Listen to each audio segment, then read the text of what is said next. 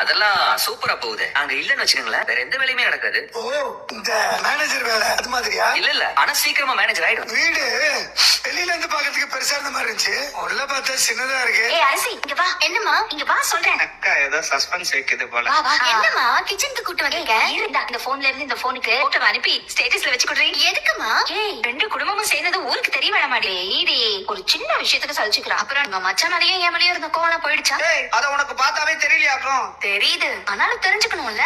சுகன்யா, எனக்கு யாரு மேலும் கோபமா வருத்தமா கிடையாதுப்பா. என்ன கொஞ்சம் ஆதகம் மட்டும் இருந்துச்சு, அவ்வளவுதான். என்ன ஆதங்கம்? உங்க வியாபாரத்தை பண்ணி எடுத்துருவாங்க. அட ஏங்க நீங்க வேற, இவ ஏன் வியாபாரத்தை எடுத்துட்டு போனா நான் ஏன் வருத்தப்பட போறேன்? வியாபாரத்தெல்லாம் தாராளமா பள்ளி எடுத்துட்டு போட்டுன்றேன். சொல்றத பார்த்தா உதட்டுல இருந்து வருது, மனசுல இருந்து வர மாதிரி தெரியலையே. ஆமா சரவணா, அந்த பிள்ளை நேற்று பண்ணிச்சு, அதான் பாவம் ஒய்ஃப். இல்லங்க பண்ணல. ஆனாலும் தேடி தேடி கண்டுபிடிச்சுக்க பாரு. பேர்ல மட்டும் தான் தங்கம் இருக்கு, குணத்துல வார்த்தையில ஒண்ணுமே இல்ல. அகரம் தான். எம்பிட்டு போய் சொல்றதுக்கு தெரியுமா? பொண்ணு எடுக்கிறதுக்கு முன்னாடி ஒழுங்கா விசாரிச்சு பொண்ணு எடுத்துக்கணும். இல்ல அப்பா யாருக்கும் எந்த துரோகமும் செஞ்சதே இல்ல. யார் வருத்தப்படுற மாதிரியும் எதுவுமே பண்ணதில்லை. அதனால மத்த மனுஷங்களும் அப்படியே இருப்பாருன்னு நினைச்சாரு. பாவம் அவங்க அப்படி இருந்தா நம்ம என்ன பண்ண முடியும்?